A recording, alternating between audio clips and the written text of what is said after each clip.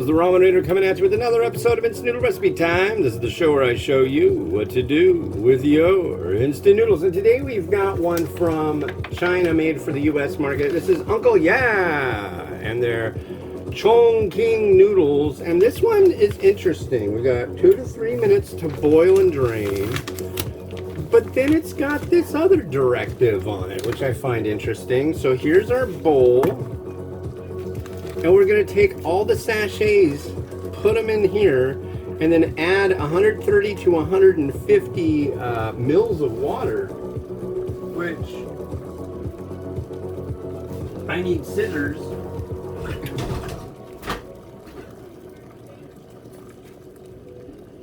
I swear, when I do this show, I go through scissors like no tomorrow. Of scissors of the kitchen.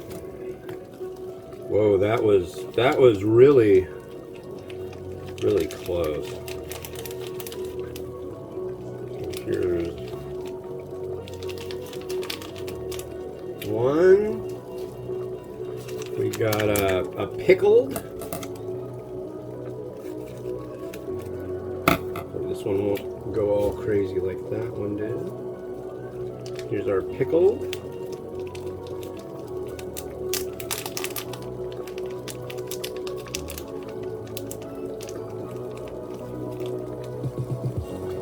Then we got our soup.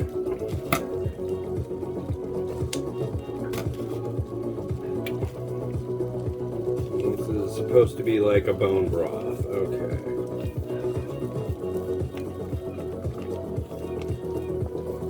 And then you add 130 to 150. This is 140 mils of water. Save these things if you had kids or have them. They are very handy for, because they've got things in like 10 milliliter increments. So you can be really exacting on your measurements. Because babies are small, and if you give them 40 milliliters of liquid rather than 30, oh boy, I think. And this is 2 to... Don't get in. Get. I don't want to make a mess. Very, very thin noodle. And we have honking. So 2 to 3 minutes. There we go. And this is all stirred up. I'm hoping this and that will fit in on one of my special deep plates.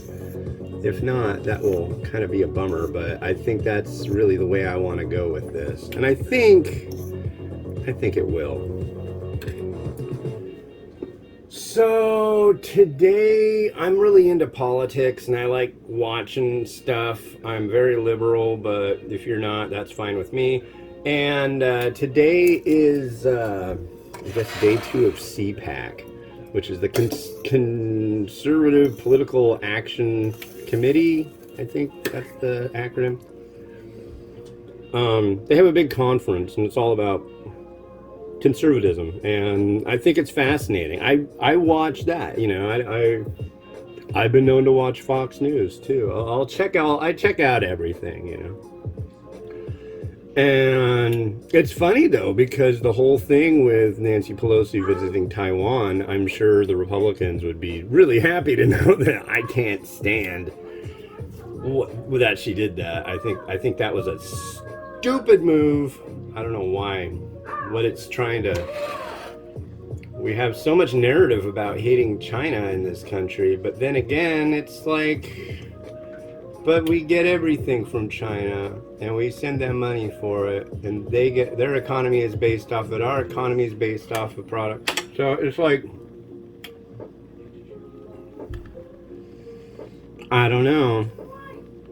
I guess I'll just never understand it. I like to follow this stuff, but I'm by no means an expert on how world things like that work. But anyways, I started watching this guy on YouTube named David Pakman, and his show's pretty funny. He's got a funny sense of humor.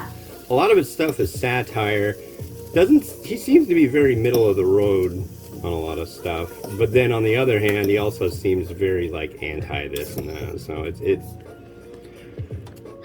interesting.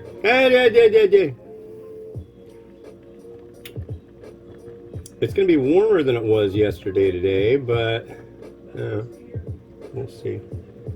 We shall see. I just think everybody should just get along. We're adults. It's the year 2022. We should all be able to be sensible, logical, and I don't know. That's theoretical, but I don't think it just hasn't come to pass that people can work together and be kind. I guess I'm just living a pipe dream of that adults act like adults. It was like the whole mask thing. Kids would wear them. They didn't flip out. Adults did, though.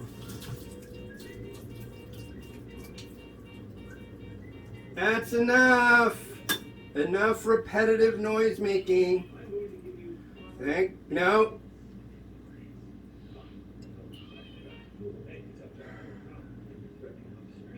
Yeah, no, really, stop.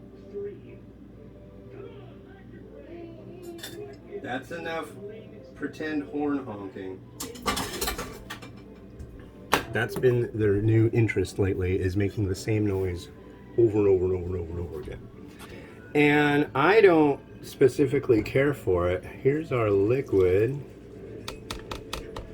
Yeah, I don't. This will either work or it'll be a big old mess, but we'll try. That's enough. I'm going to take your tablet away. Please stop. Oh, that sounded like I was pleading with my children. That's a danger zone. Once you get too touchy-feely as far as like asking them to do something, they're like, oh, I'm in control. It's true.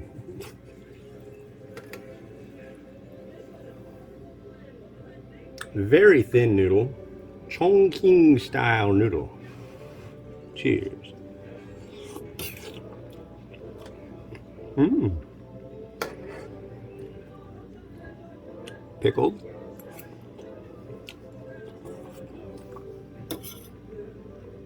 Mmm.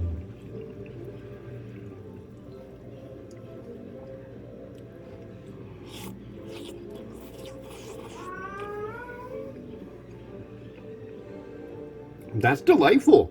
I like that. Yeah, I definitely like that. Now I got this chicken. Do I put the chicken inside or do I put on top? I don't know. Yesterday I arranged the chicken in a nice line. Like the guys from Judas Priest, they stand in a row. I kind of did that with the chicken. They stand in line. All right, here we go. Here, let me get you a better vantage point to see if I make an enormous mess. If I do, then I'll just use a different container, but I think this will work. Oh yeah, this will work.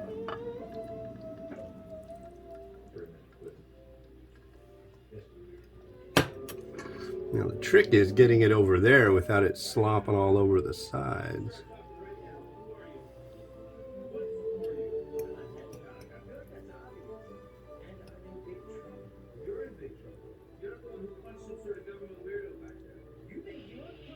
Let's see what happens when I take this bite.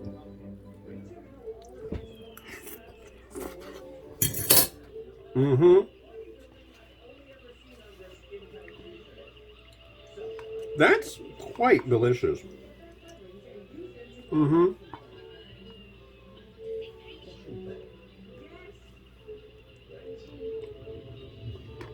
Very nice.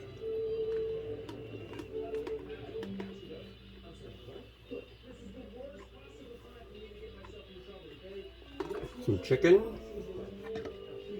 I don't think mung bean sprouts are going to work so well on this.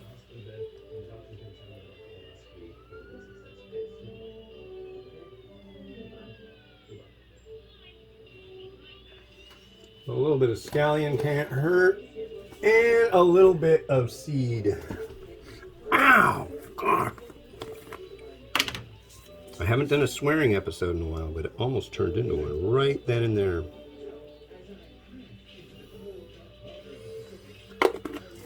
So there you go. My new way of making chicken for the show. I just saute it. Peruvian, cumin, oil, paprika. Paprika gives it such a nice color, don't you think? I do.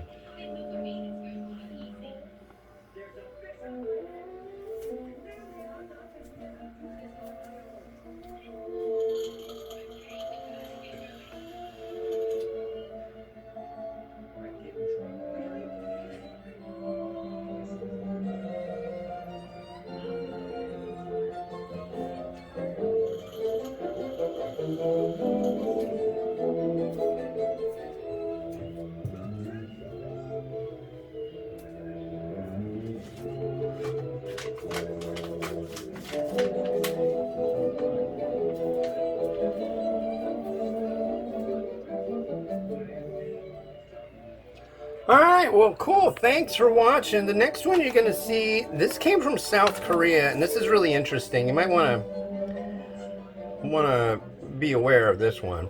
This is from a company called Chilcob Farms in South Korea, and they're calling this Perilla Seeds Korean Style Pasta.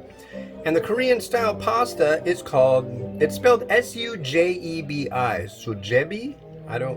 Sujebi?